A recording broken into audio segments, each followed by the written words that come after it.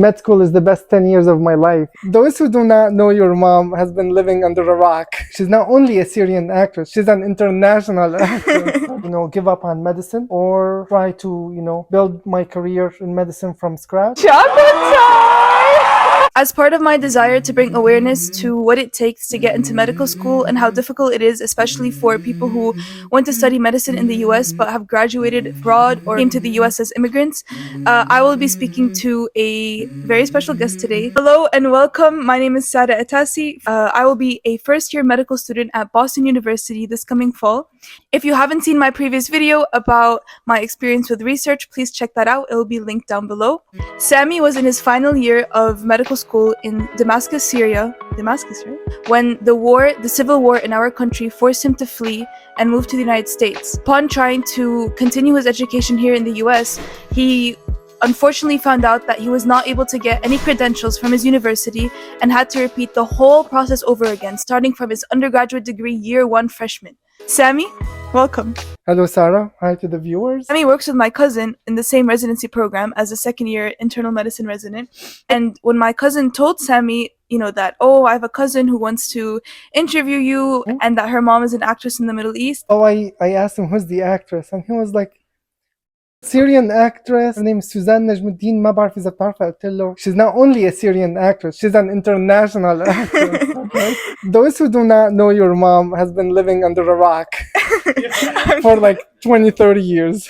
So because you told me that you know my mom, and I'm going to ask you 10 trivia questions about my mom's shows, and if you get more than 5 of them correct, that's more than 50%, I'm going to FaceTime my mom so you could talk to her and you guys can meet each other. Great, amazing.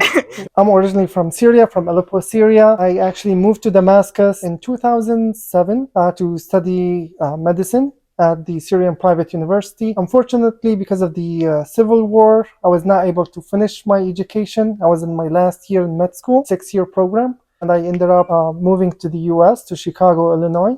Initially, when I moved to the US, I tried to get my transcript from Syria. Because of the war, I wasn't able to get any document that proved my extensive education in Syria, which made me face a very tough decision. Give up on medicine or try to, build my career in medicine from scratch. How old were you when you came here and you had to restart everything all over again? So when I came to the US, I was 21, about to turn 22. And then I started my undergrad. I was already like 22 and some change. Yeah. Like, what made you actually think I'm going to go do this again? Well, I always say med school is the best 10 years of my life because 6 years in Syria and 4 years in the US. But initially when I decided to, that I want to go into medicine, it was a very tough decision. And it's just I don't speak the language. Just had a lot of stuff that would hinder me from applying to med school. I knew I can do it. I always wanted to be a doctor. So in Syria, actually, the system is a little bit different. You have to know you want to go into medicine before you graduate high school, right? You have to score a 99.5 or 6% on the final exam of your senior year to be able to go to medical school, which you start right after high school. If you don't get that score, sorry, can't be a doctor in Syria. But what made you go for that score? What made you from that age know you want to be a doctor? I can't tell the exact reason. All I know is I always wanted to be a doctor. I thrive in that environment. Since I was a kid, I always went with my dad. When he was like back in the day, he was covering the ambulance service in Aleppo, Syria. So I always went with him on rides in the ambulance, and I liked the environment and I liked the interacting with people and then getting this satisfaction that you're doing something to others. Sami, I have a special treat for you. Just to make this interview a little bit more interesting, how about everyone say choco-time? It's choco-time! Actually, I went to a place called Roasted. Do you know it? I think we do have a branch in Chicago. Yeah. So it's basically a kind of Middle Eastern chocolates dessert place. And they have a bunch of different chocolates and there are a bunch of different kinds of chocolates, like flavors, but they don't wrap the actual chocolate in the flavor.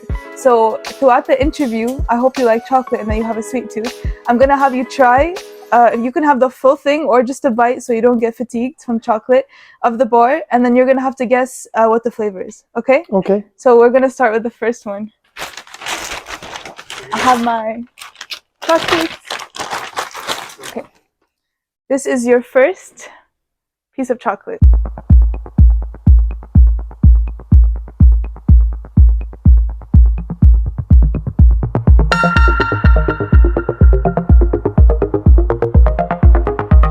multiple choice. I'm a doctor.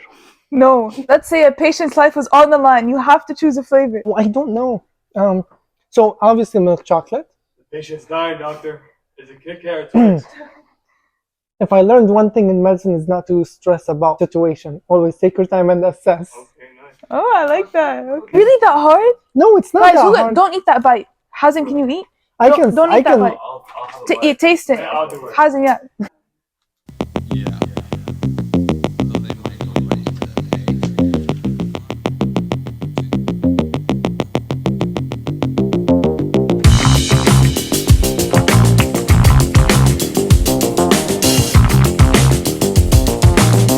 It was actually lotus, but it didn't taste like lotus. It tastes nothing like lotus. Really? That's weird. Okay. Sami, something I've always wondered is why everywhere else in the world do people go into medicine straight after high school versus here in the United States you have to do a bachelor's degree, which is 4 years, and then apply to medical school after taking the MCAT, and then finally you get into medical school. You did both. Mhm. You did 6 years of medical school in Syria, and then you came here, you did 4 years of undergrad and 4 years of medical school. You did both systems, Mhm. which is insane to me. Do you feel like there is a need for 4 years of undergraduate studies based on your experience? Actually, I do agree with having some undergrad years before med school. 18 years old is too early to go into med school. You're not mature. You just got out of high school. Be a doctor also, you don't need to be only knowledgeable about medicine, but also you need to have some knowledge about, history, literature. Before we start, we have a special guest, so you want to introduce? Guys, we have a special guest today. Guys, Oh my thank god! you for joining us. We've adopted you a dog. Oh my god! It's so Hello. cute! Hello.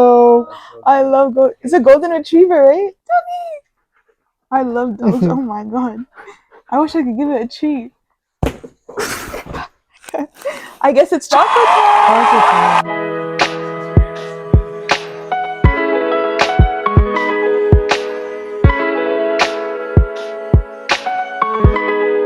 That's Nutella.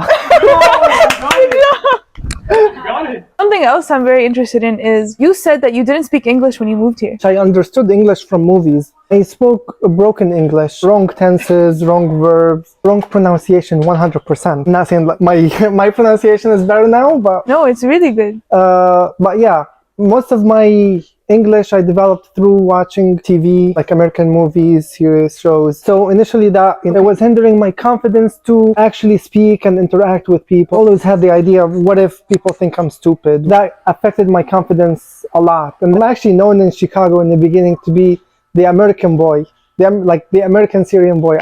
I don't know what was the combination, but because I did not hang with any Arab, I only stuck to a group of Americans. They just graduate high school, so younger than me. Really? Why? Oh, because I wanted to learn.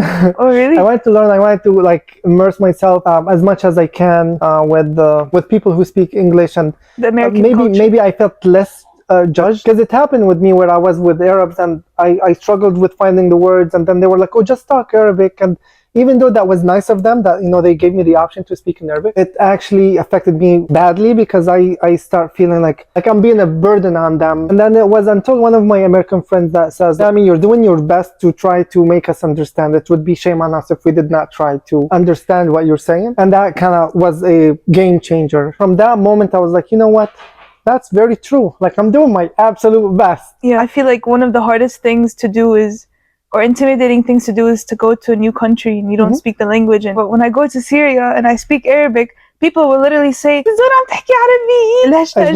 I'm like, bro, I've been living outside of the country since I was 10 years old, and I went to an American school all my life. Even in Syria, I went to Damascus Community School. That's what it's called, Damascus Community School, give me a break. So it's exactly what you were saying. And was there anything that shocked you about the culture, American culture, when you first moved here? A lot of stuff, actually. The way they talk to their parents. No Arab would dare talk to their parents the way... Explain a little bit. Get out of my room, Mom! Stop annoying me!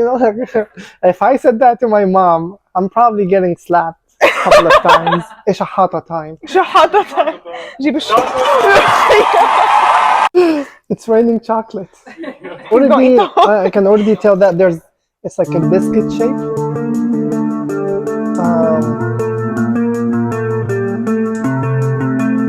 Dude, I have no clue.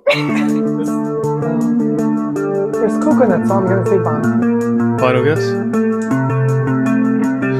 Let me taste one. Well, let me taste. One more taste. So I'm focusing on the chocolate, not on the biscuit. Go like this. Really?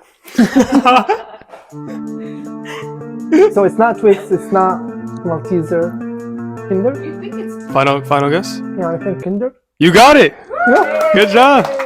Tell me a little bit about your experience in medical school in Syria and then versus America. So the 6 years in Syria, it's basically split into 3 years, but it's the basics, where you get your anatomy, your physiology, biochemistry, pathology, and all of those. Basically, you're learning from a book. 4th, 5th, and 6th is basically your clinical. Basically, a full-time being in the hospital, rarely go for lectures. In the US, it's 2 years where it's basically your basic Lectures. lectures, where you get all your anatomy, physiology, biochemistry, blah, blah, blah. And then the last 3rd and 4th year are the clinicals. The main difference actually is the way of lecturing and the amount of lecturing. Med school over 6 years, even though it's a lot of information, but I feel like it was more relaxed compared to the US. Really? The pressure in med school in the US is 10 times higher. There's so much coming at you and you have such little time to memorize it all. It's like past your brain capacity. You're saying in Syria you didn't feel like that. You felt like you had enough time. But do you feel like when you started going to the clinics and the hospitals and doing rotations and seeing patients that you were lacking information? Yes. In Syria, yes. I feel like when I was in Syria in my clinical rotations, 4th and 5th and 6th year, I didn't feel like I was ready to be in my rotations. Maybe it was just me, but also the culture over there where there's not a lot of attention to students in Syria during clinical rotations. Most of the knowledge you get during residency. You have less supervision in Syria. Learn from trial and error. I went to Syria recently. I shadowed a thoracic surgeon resident, and like the doctor was almost ready to give me the scalpel. You know what I mean? Like there was no thing I had to sign to get into the operating room. Like I didn't have to scrub in to get into the operating room. I didn't even have to wear gloves in the operating room. Like, and I know that because of the war, it's really low resources. Like they don't have the money to buy gowns, scrubbing gowns for everyone and like equipment. But I just feel like it's definitely a lot less attention on sanitation. Here, it's like everything could be like bacteria, sanitize, wash hands for 5 minutes. If you touch this, change your gloves. Over there, it's like, oh, we're not even wearing gloves right now. I did more procedures and surgeries as a 4th and 5th year medical student in Syria than I did in my med school and residency so far. Are you serious? 100%. Wow. But they say that a lot of physicians in Syria are more, like not qualified, but they have more experience than the ones that are. So the people you see in the US are the crop of the cream.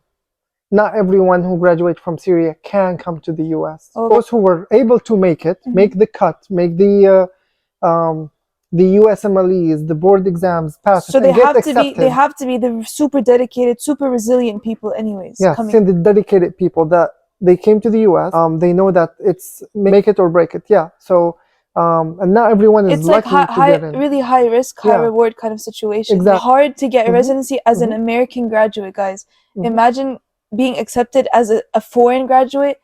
It's like maybe at least 10 times more competitive. And then the other thing is, most foreign graduates, not only Syrian, or let's talk in general, they have time. They graduate, they take a year or two off, where they take their board exams, their USMLEs, and they focus on it. They take 6 months, a year, depending on how much they want, and then they take the exam. So they don't walk into the exam until they know they're getting at least a good grade. Compared to the one who graduated in the US, I had 7 days between my 2nd year and my 3rd year where I had to take my USMLE 1.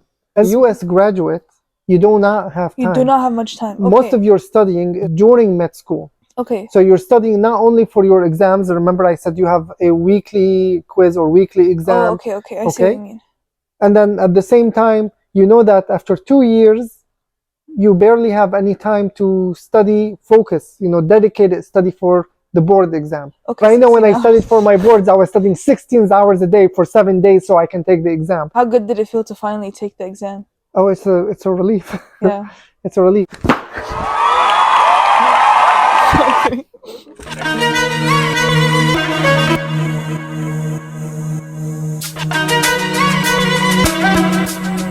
Okay. Twix. Oh, right away. Oh, he got Final it. answer? Nice. Twix. Final answer? Yeah. Are you sure? Yeah. I'm sorry. You got it. Mm-hmm. Good job. Finally, you got one. No. Sammy, I'm trying to give you some good water. Hey. How important is cardio, Sammy? Okay, run. Let's talk about your personal life while we run. Yeah. I Reina, wake up every day at 4 Reina in is the my morning. cousin's beautiful wife over here, newlyweds. Sammy has a sensitivity to coffee, so if he has coffee, it's like a drug to him. Are you sure? And this chocolate has an espresso bean on it. So let's see what happens. Did you hear it? No. Okay. Okay, you should give it to him. You sure? Yeah. My eyes closed. Reina. Come on. Keep it with eyes Hold on. closed. Okay, now eat it. Okay. Uh-oh. No way. Coffee. Is it delicious? Delicious. Should I do anything in this time? Get up and show us your little dip. My dip cake? Yeah, we should. Yeah, not just me, all of us. No, just you. Guys, You're practicing, right? no, this is the real thing. رح تتعبوا. My name is Sami Tashwali. I'm one of Ballah. I'm one. My name is Sami. I'm a second year internal medicine student. Ballah student. Internal medicine resident. You have to speak. I'm laughing now. Hold on. If this is without any stimulants. Yo, I need to see you on a cup of coffee, bro. Sammy, welcome. Wait, let me do that again. Sammy, welcome. So is this where I introduce? For those who don't know me, Actually rolling. Hi Sarah. bring the mic close. Hi No, Sarah. not that close. Hi Sarah. Okay. Hi Sarah. Okay, pause. I want to watch it. طب تعال من عندي الله يخليك. There we go. Now, Finally. Okay. let me taste it. Yeah. I did taste. I swear to God, I wanted to say Nutella. Why did you say Nutella? Why'd you say it? So what is it? Nutella. Okay, It's Nutella. We can pretend you got it without Okay, Helena okay, hold saying on. it. Hold on. It's Nutella. Oh my God.